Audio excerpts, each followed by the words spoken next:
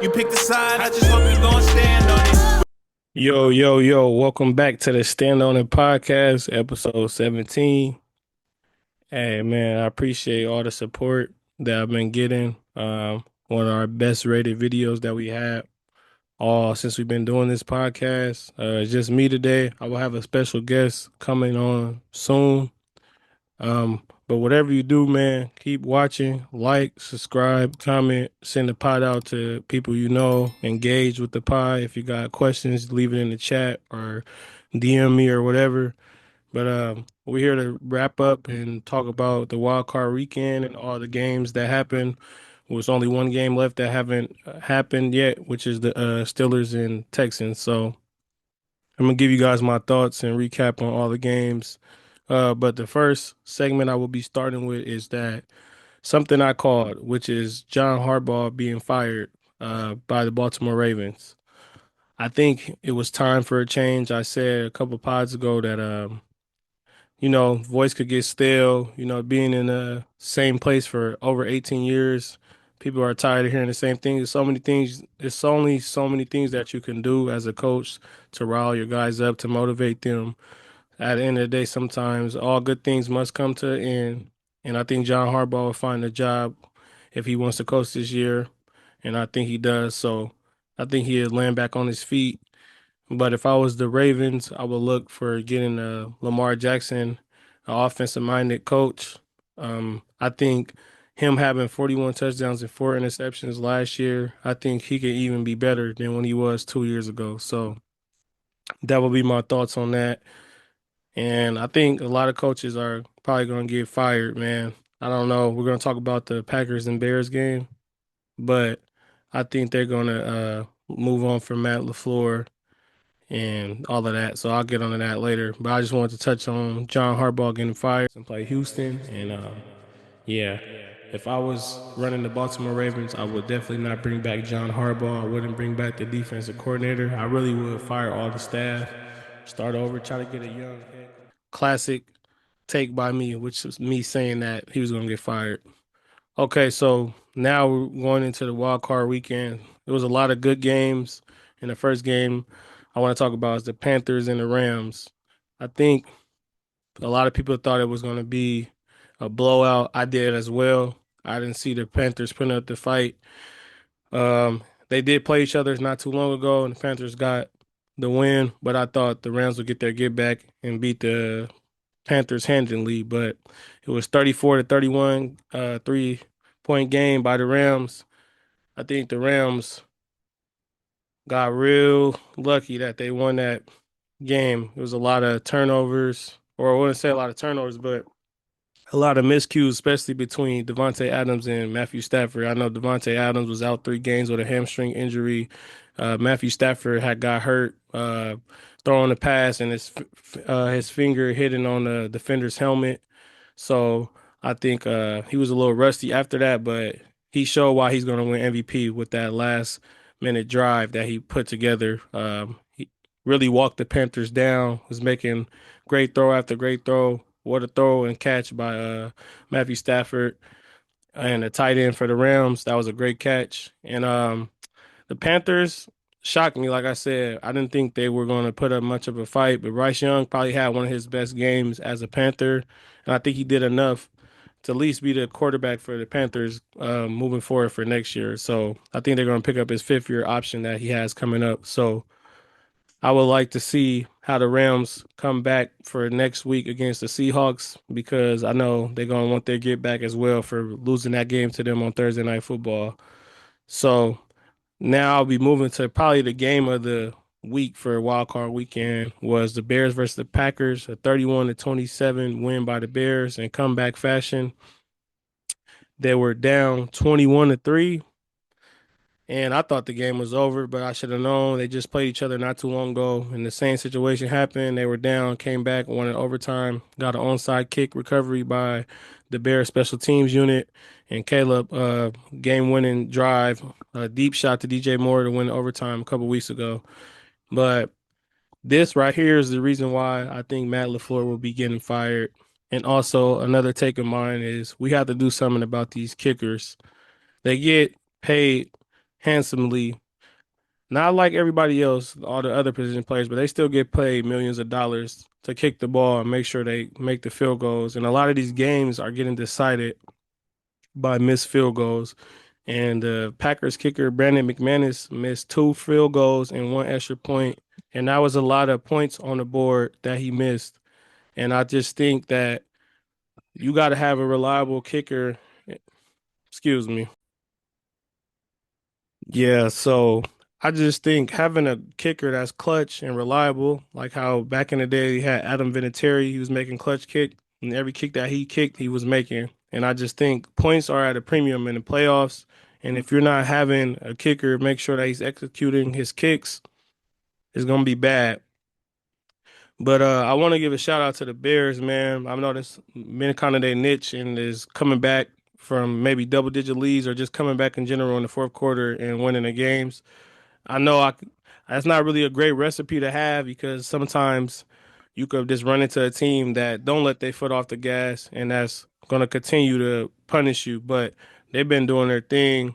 Caleb Williams, he didn't have a great game, but he made the plays that he needed to make when they needed to be made. And that 4th and 8 throw that he threw, that was one of the best throws I ever seen. So shout out to Caleb Williams.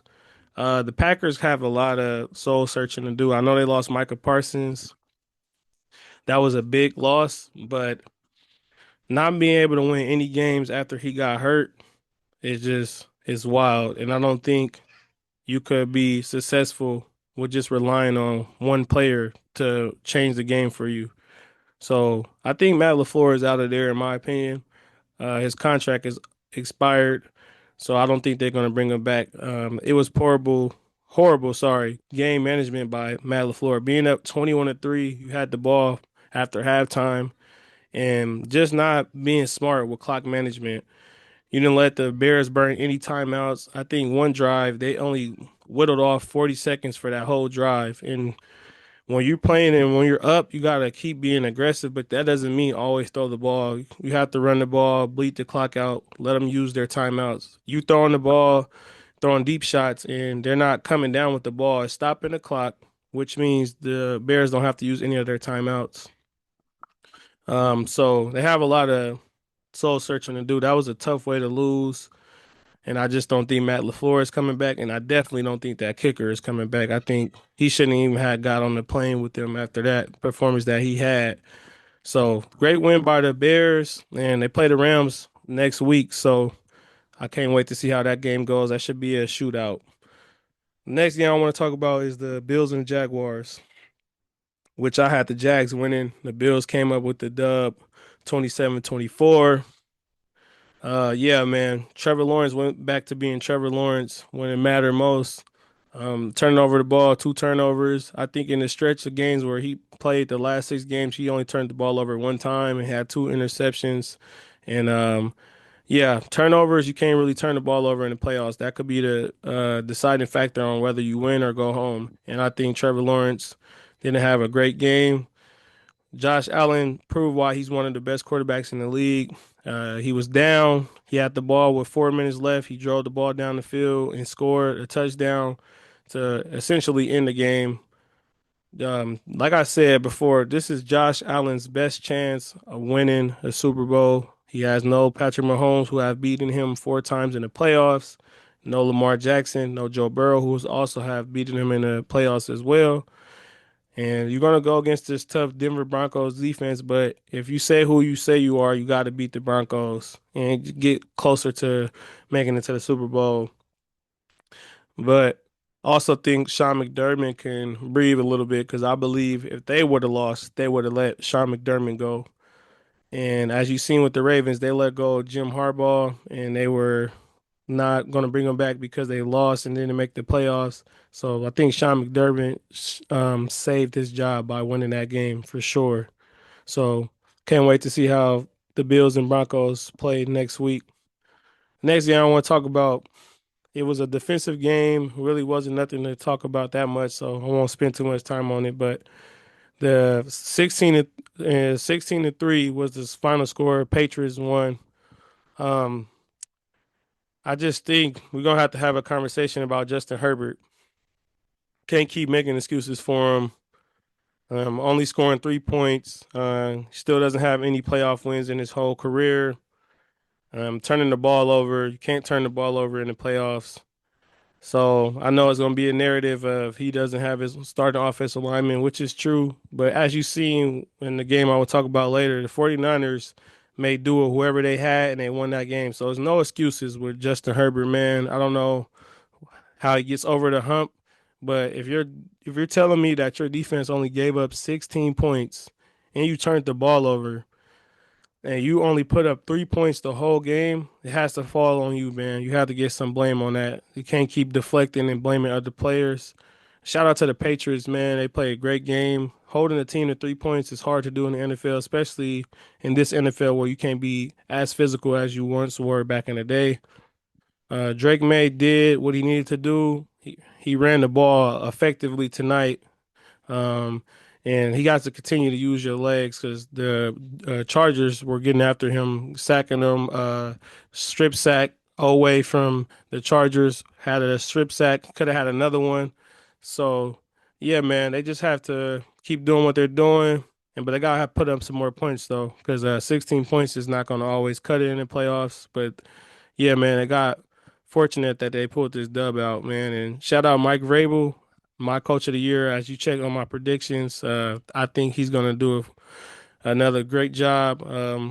Who they play, either they're gonna play the Texans or if they play the Steelers, I think that'd be a good game for them. So shout out to them on that. Yeah, so man, next game I will be talking about was the Niners and Eagles, 23-19 victory by the Niners. What a game.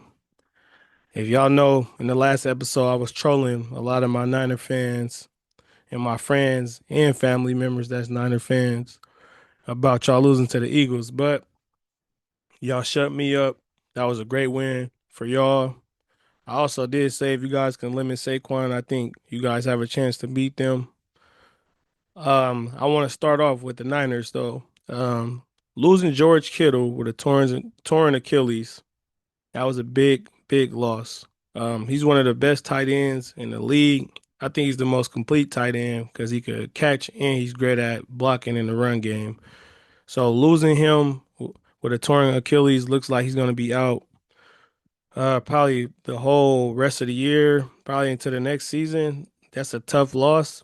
And being able to still pull that out and win is a salute to why Kyle Shanahan is a top three NFL coach in the NFL, in my opinion. If you know Niner, I've been, always following the Niners. My mom, shout out my mom, she's a big Niner fan.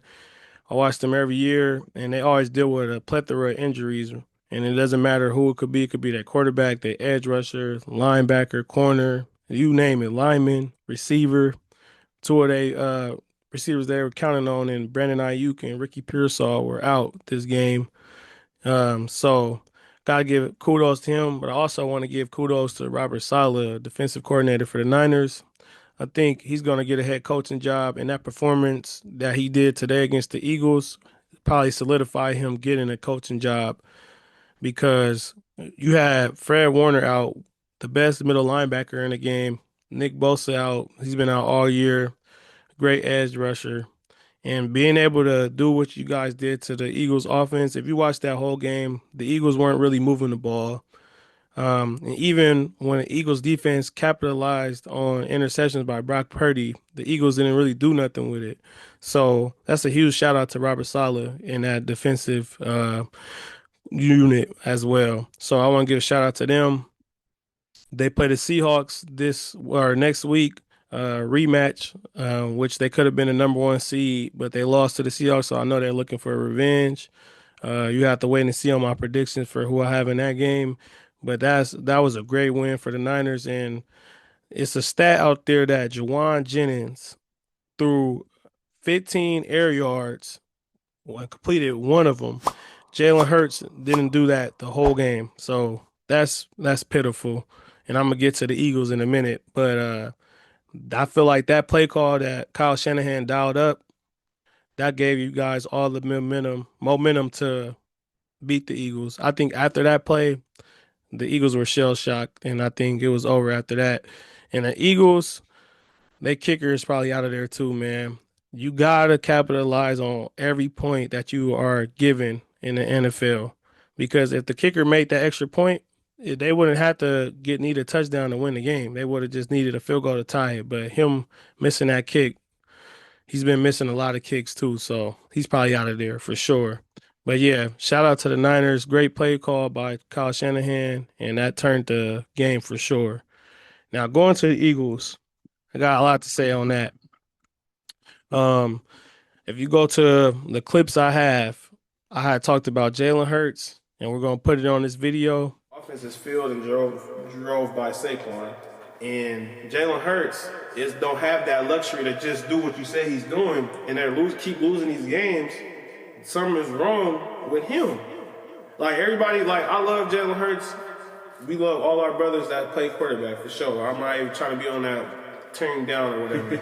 But I'm just saying, bro, you get all this money to play quarterback, they have expectations for you to help lead the franchise. If Saquon is not doing this thing, they still expect you to throw the ball. You got great receivers. You got A.J. Brown, you got Devontae Smith, and you got Dallas Goedert. You still got to be able to throw the ball to them. Okay. So it'll be inserted on the video. And then my other clip that I had with A.J. Brown is also going to be on this video.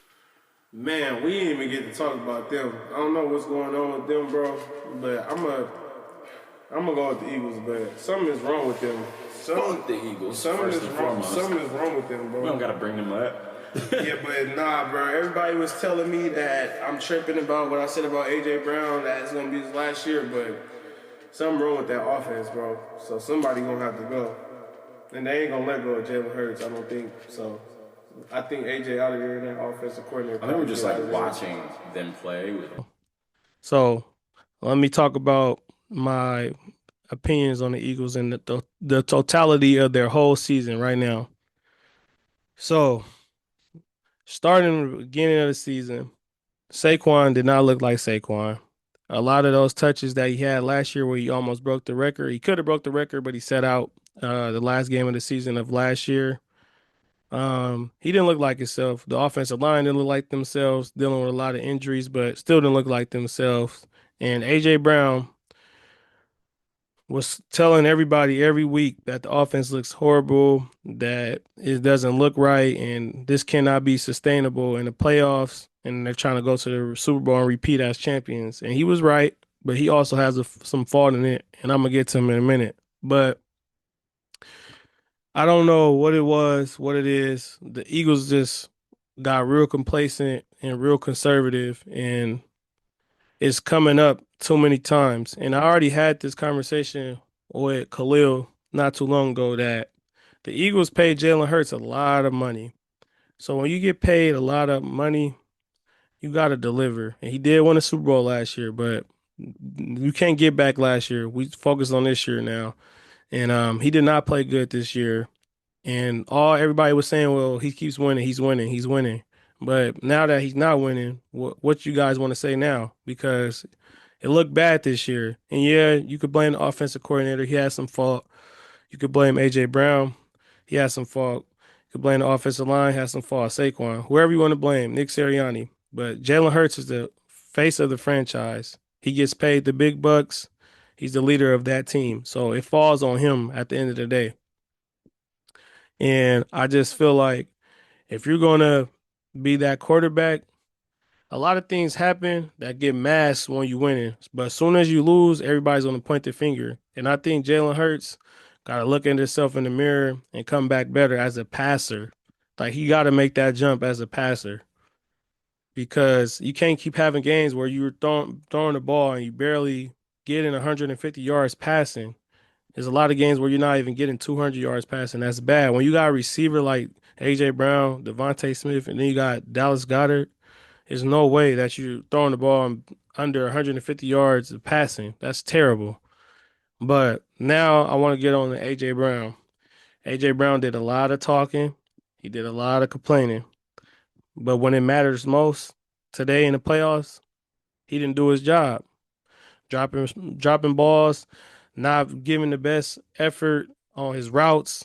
And then him and Nick Sirianni getting into it, that didn't make anything better. I don't really see coaches doing that a lot, but you never know. But I think that shouldn't have happened. And that Nick Sirianni is another person I'm gonna get to in a minute. But I think AJ Brown's out of there. I said this months ago that this was gonna be his last year in Philly, and that was just the icing on the cake right there.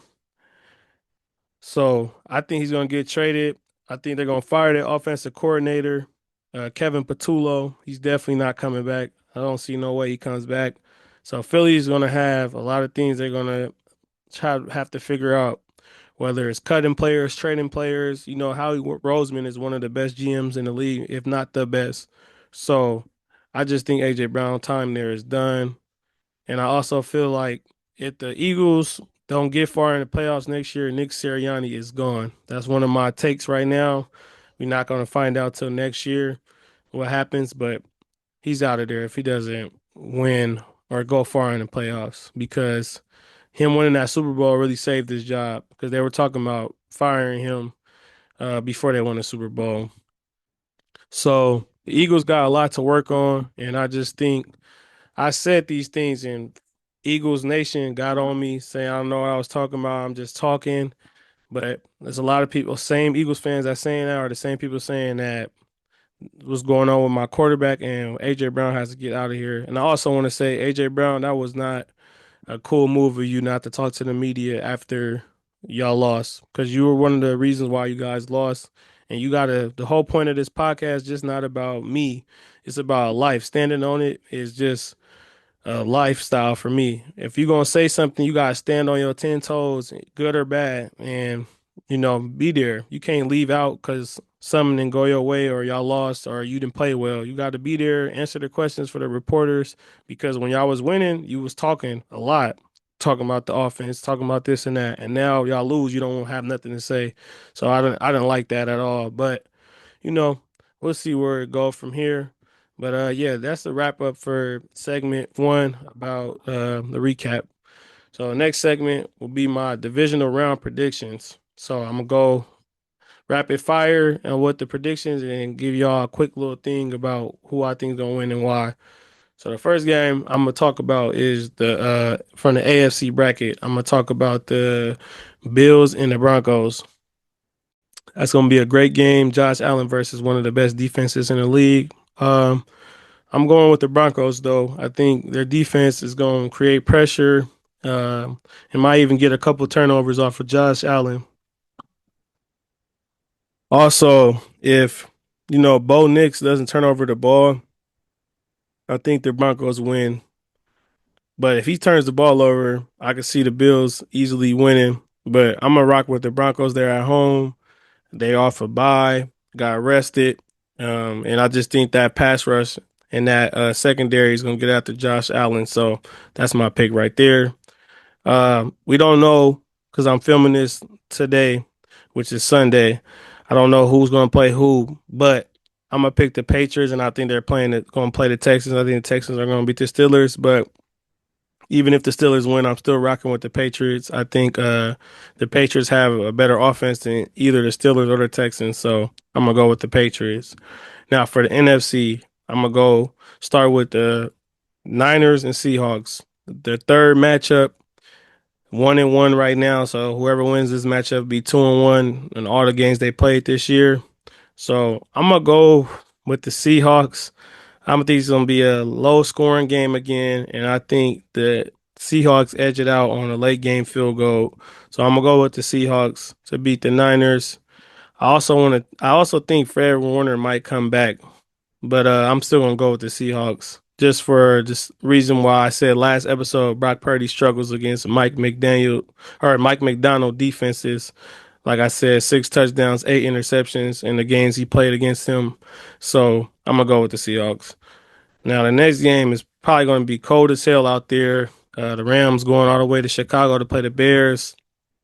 The Rams are not a cold weather team, but Matthew Stafford did play in that division for a long time. So I'm going to rock with the Rams to beat the Bears. I think this game is going to be a shootout. I could see Matthew Stafford having 3 touchdowns. I could see Caleb Williams having 3 touchdowns. I think it's going to be a back and forth game, but I think the Rams just edge out the victory against the Bears.